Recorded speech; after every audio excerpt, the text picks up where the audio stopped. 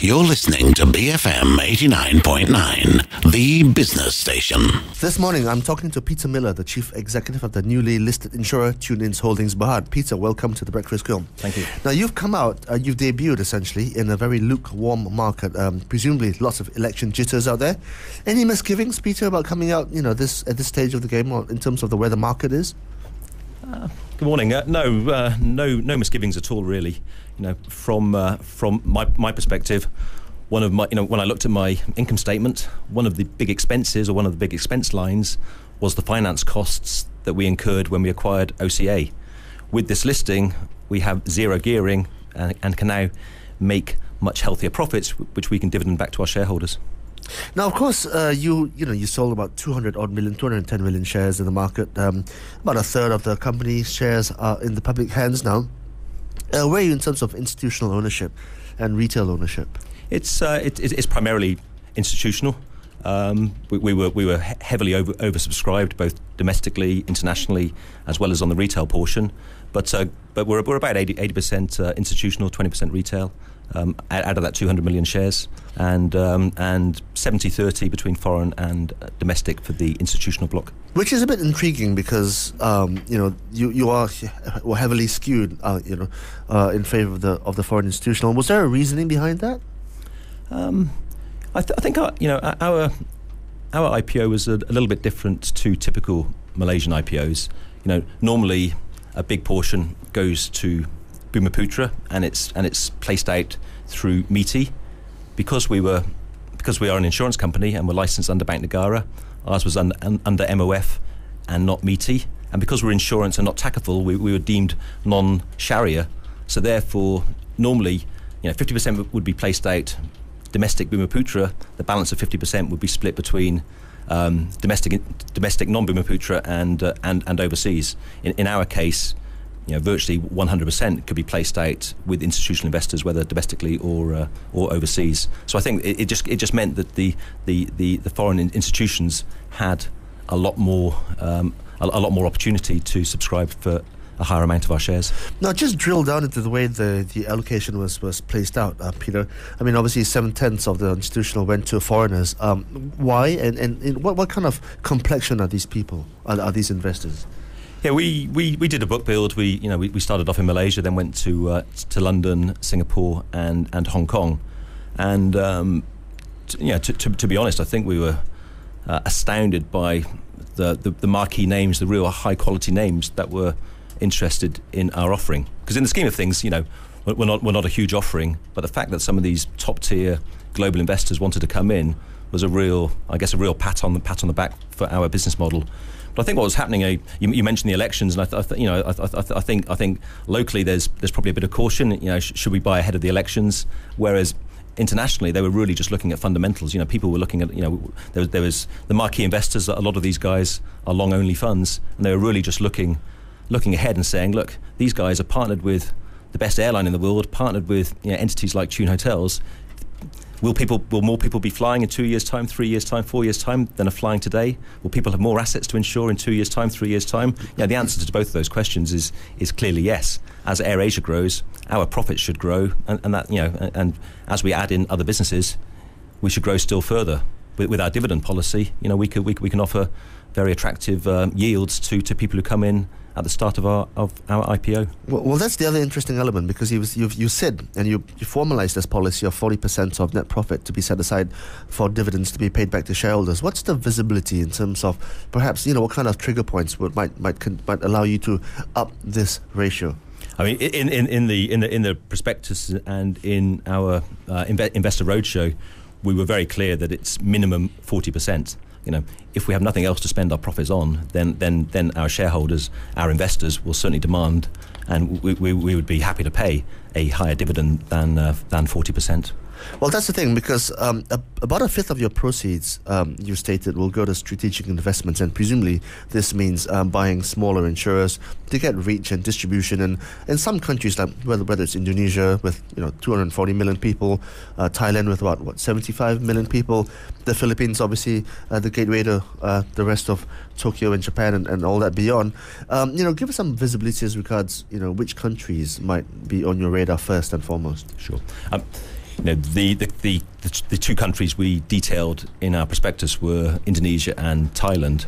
And the reason for those two countries is that we're already reinsuring 1.5-2 million customers per year between those two countries. So we already have a substantial customer base of people flying AirAsia, staying in Tune hotels, who have other insurance needs. So we have a ready foundation to cross-sell to those customers.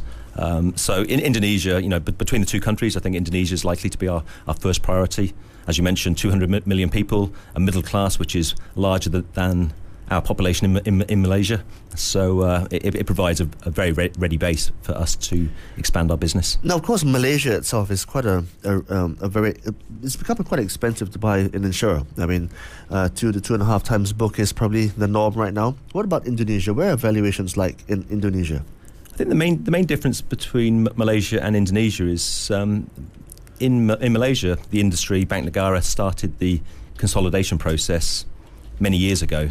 So when somebody wants to buy an insurance company, there are not many insurance companies for sale. In markets like Indonesia, Thailand, Philippines, the regulators have only recently started raising the minimum capital requirements. So there's actually dozens and dozens of companies for sale. The challenge is just finding the right company. So in Indonesia, you could be paying 3 times book, but you might still only be paying less than $10 million. Of course, that's the quest for licenses as well, because at the end of the day, that's why you bought OCA in Malaysia. Now, just look at the OCA model. That's the traditional model where you've got branches, about 15 odd branches, that's about 1,000 agents out there. Very small player in the bigger scheme of things. However, that traditional model it's a very traditional model versus your online digital fast-paced, manic, if you like, the Tune method. Is it like wearing two different hats, management-wise, Peter? Yes. I mean, they are two very different teams. We've got Tune Insurance Malaysia Bhd, the former OCA, which is run by Daniel Su, first-class track record in building profitable agency businesses, and we have our online business, which is purely focused on online and direct sales, run by Sassy. So managing the two guys, it is different, but there's many organisations that have different pieces that make up the whole. Well, pardon the expression, Peter, but it seems a bit, from a management perspective, to require a bit of schizophrenia, because they're two different types of businesses with two different trajectories and two different types of staff. I mean, how do you manage it? We've been very fortunate with since we acquired OCA. We brought Daniel on board. We built up the brand, and we've been able to attract top talent into the organisation, which has gelled extremely well with a number of very good, long-serving employees. When we bought OCA, we said, okay, there's four key things we need to do, and it's always the simple things. It's sort out the finances, sort out the claims, sort out the sales, and then put in a new IT system. The first 3 things, the people, process, product type things, we could do very quickly. The 4th thing, putting in a new IT system, will take a bit of time. But the guys, ultimately, we're trying to maximise profits for shareholders. The guys in Tune Insurance Malaysia Bhd are very bottom line driven, and they are a significant contributor to our group profits. Now, in terms of ongoing acquisitions, Peter, I mean, when you go out and look for licenses in different countries, would you look for the traditional models, or would you look for the online-only models? I mean, how does your strategy going forward, how is it guided by your underlying, two-arm business, essentially? We're essentially looking for good value licenses. So if we can get a good value license that ideally is already generating profitable business, and then we can plug in the family buzz business, plug in our digital ecosystem, that will generate a very high ROE. I'm talking this morning to Peter Miller, the Chief Executive of the newly listed insurer, Tune Ins Holdings Bhd. After this, Peter, your views on the region in terms of the prospects, your distribution, and some other challenges maybe. Sure. Today on the Breakfast Grill, Peter Miller, CEO of the newly listed insurer Tune Ins Holdings Bhd. Now, in regards to the OCA acquisition, Peter, some parts of the investing community might be saying that you bought OCA because of the numbers it brings to the game. I mean, you are right now just over R1 billion in terms of valuation. Obviously, the revenues on the traditional side are quite nice and quite chunky, although their margins may not be. Is that necessarily the truth, Peter? Clear the air for us, please. We wanted a license in Malaysia. So we wanted an underwriting license in Malaysia, as we do in Indonesia, as we do in Thailand and other markets. We looked around at what licenses were available. We did do due diligence on a number of companies. We did talk to a number of companies, and we felt that OCA offered the best value license to achieve our strategic goals. Now, as the roadmap unfolds and Tune Ins finds its maturity in the market, what are the chances of you, perhaps getting rid of the traditional side and focusing on the online-only digital side, where obviously the margins are massive? I think if you look in the Malaysian insurance industry, it's still 2/3 of it is still agency. You look at the team we've put in place at Tune Insurance Malaysia Bhd. These are guys with a first-class track record of building profitable agency business. I'm pretty sure that these guys are going to continue to deliver higher and higher profits for the group. And we're certainly looking to grow that business rather than kill that business. But it is a highly fragmented market in Malaysia. What is it now? 20-25 insurers. Obviously, the market is very underpenetrated, but it is very, very fragmented. And in certain parts of the landscape, digital is where they're going. So you're already there with your online side. Why reinvent the wheel? I think ultimately we're always just looking at what is in the best interest of shareholders. And at the moment we're generating decent profit margins, decent ROE on our OCA acquisition, and given the strong Tune brand, given what Tune stands for, good value, simple, low cost. I can only see our agency business, our TIMB business growing.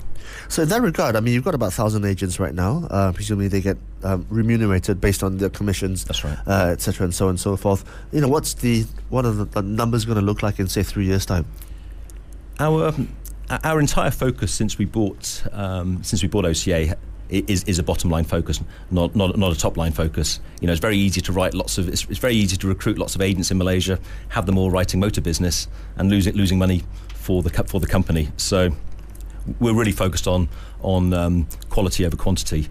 But given Daniel's track record in building profitable agency forces, I would still see our agency business growing, a healthy teens percentage each year in terms of number of agents. Okay, and in terms of those, which sector of the insurance business you'll be targeting? Obviously, motor is not the most profitable. Which sectors might you be looking at? We'll be very much retail focused. Both for the online. Online would be very, very simple retail. On the agents, it'd be more traditional, more your standard fire, personal accidents, foreign workers, home contents, etc. Okay, now looking at your 09, 010 and 011 numbers, obviously we've got full numbers. Your claims ratios somewhere, very benign, somewhere in the region of 4 or 5%. That's clearly very attractive. Tell us why. Flesh out the reasons why. It's really you speak to most general insurers. One of the most profitable lines of business is personal accident, and we just benefit from the law of large numbers. We're insuring somebody every 5 seconds. We're insuring about 6 million people a year. 1.7 million people last quarter. We do pay very high claims out. I can name a couple of instances, or 2 or 3 instances in the last few months where people bought an insurance policy from us for 20 ringgits or 30 ringgits or 40 ringgits, and we paid out 70,000, 80,000, 100,000 ringgits of claims.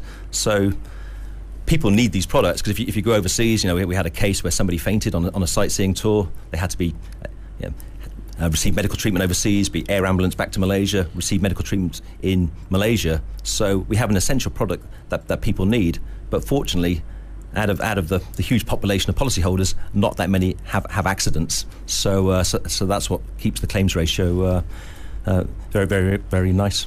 Well, late flights get reinsured as well, get repaid as well, and a common refrain among people who do fly AirAsia that the flights are often delayed. Obviously, if people who are insured under your product and who do take the extra step of claiming that, obviously they will get remunerated as well.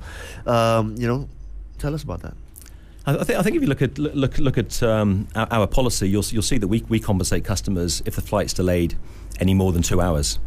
If you look at most insurance products in the market, they will only compensate customers because if the flight's delayed more than 6 hours or more than 4 hours.